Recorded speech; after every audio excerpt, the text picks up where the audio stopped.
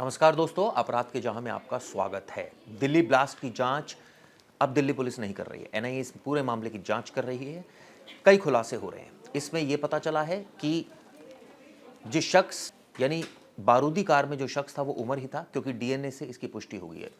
दूसरा पॉइंट, इस मामले में कई सारी फुटेज सामने आई है जिसमें यह भी साफ हुआ है कि उमर कनॉट प्लेस भी गया था और एक फुटेज मस्जिद से बाहर निकलने की भी है जिसमें उमर नजर आ रहा है। इसके अलावा यह भी पता चला है कि उकासा से यानी एक हैंडलर है, इससे बातचीत होती थी उमर की और दूसरे लोगों की यानी दूसरे आतंकियों की, और 2022 में भी बातचीत हुई थी और यह भी पता चला है कि टर्की गए थे। इस तरह की जानकारी भी निकलकर सामने आ रही है। हालांकि इस मामले में उमर तो मारा गया, लेकिन इस मामले में कई और आरोपी हैं, यानी डॉक्टर डैंग जो कि डॉक्टर गैंग है, उससे पूछताछ में कई सारे खुलासे हुए हैं और उसके बेसिस पर ही हम ये आपको जानकारियां दे रहे हैं। लेकिन इस पूरे मसले ने सुरक्षा पर गंभीर सवाल खड़ा किया। 13 लोगों की अभी तक जाने जा चुकी हैं, कई इंजर्ड हैं। प्रधानमंत्री एलएनजेपी भी पहुंचे थे।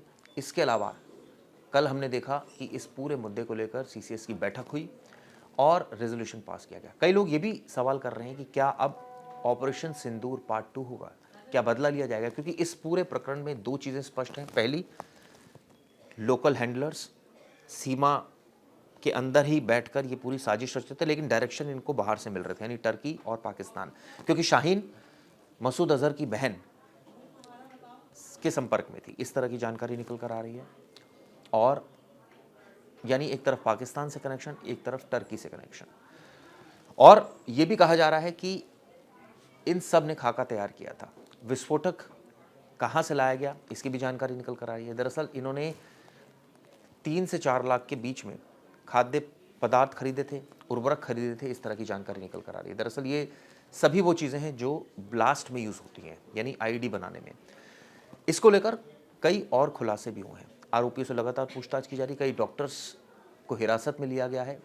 ये कहा जा रहा है एजेंसीज की तरफ से कि पैन इंडिया एक तरह से पूरा ग्रुप था जो चल रहा था और सीरियल ब्लास्ट का भी इनका प्लान था। यहाँ तक कि अयोध्या तक ये लोग गए थे, वहाँ भी रैकी की थी। इस तरह की जानकारी भी निकल कर आ रही है। ऐसे में अभी जांच बहुत नाजुक मोड़ पर है, बहुत शुरुआती तौर पर है।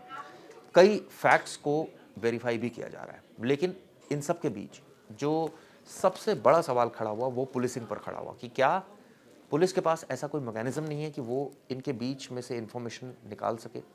क्यों इंफॉर्मेशन नहीं मिल सकती? क्योंकि ये लोग नई टेक्निक का इस्तेमाल कर रहे हैं। ये लोग कई सारी ऐप्स का इस्तेमाल कर रहे हैं जो शायद अभी पुलिस कर्मियों को पता ही नहीं है, या उसको डिटेक्ट करना, उसको एनक्रिप्ट करना बहुत मुश्किल है। और इसी वजह से ये लोग कम्युनिकेशन करते हैं, पैसा ट्रांसफ़र होता है, रेडिकलाइज होते हैं और उसके बाद बारूद इकट्ठा करते हैं, या ये कहें कि जो केमिकल्स विस्फोटक के लिए इस्तेमाल होता है वो बनाते हैं, उसको असेंबल करते हैं और फिर घटना को अंजाम देते हैं, घूमते रहते हैं। इस केस में भी देखा किस तरह से उमर कई घंटों तक दिल्ली की सड़कों पर घूमता रहा। ये भी दिखा कि 3 घंटे तक वो पार्किंग में रहा। यानी साफ है कि पुलिसिंग के नाम पर ये हो क्या रहा है।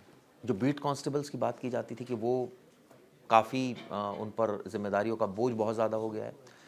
एक शख्स, इस केस की बात करूं, उमर 3 घंटे तक पार्किंग में रहता है, कोई पूछने वाला नहीं है, पार्किंग वाला नहीं पूछता है, पुलिस नहीं पूछती है, क्योंकि पुलिस के पास और बहुत काम है, उनकी प्रायोरिटीज़ बदलती रहती है और उसका खामियाजा आम आदमी भुगतता है। करप्शन के केसेस देख लीजिए, पुलिस का नाम हमेशा सामने आता है। जो मेन काम है पुलिस का, लोगों को सिक्योर करना, वो क्यों नहीं कर पाती?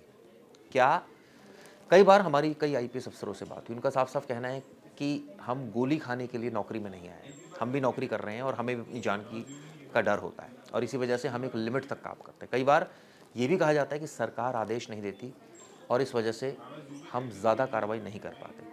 ऐसे कई सारी प्रैक्टिकल दिक्कतें हैं जो विभाग के कई कर्मचारी जाहिर कर चुके हैं।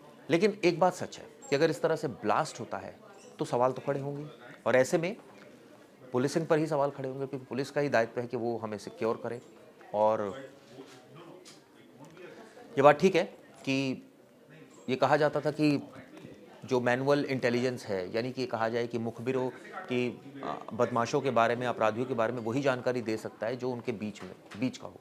लेकिन वो आजकल जानकारी नहीं देते क्योंकि उनके अपने वेस्टेड इंटरेस्ट है और पुलिस कर्मियों का जो मुखबिर फंड होता था वो भी अब ये बाबा आदम के ज़माने की बातें हो गई। अब तो वो इतना ज़्यादा टेक्निक का इस्तेमाल कर रहे हैं, नई नई ऐप्स के ज़रिए कम्युनिकेट कर रहे हैं और आप सोचिए कि इस तरह से घटनाओं को अंजाम दे रहे हैं। हालांकि एजेंसीज अपनी पीठ भी ठोक रही है। वो कह रही है कि हमने बड़ा ब्लास्ट होने से बचा दिया, लेकिन छोटा ब्लास्ट तो हुआ, लोगों की तो जाने गई।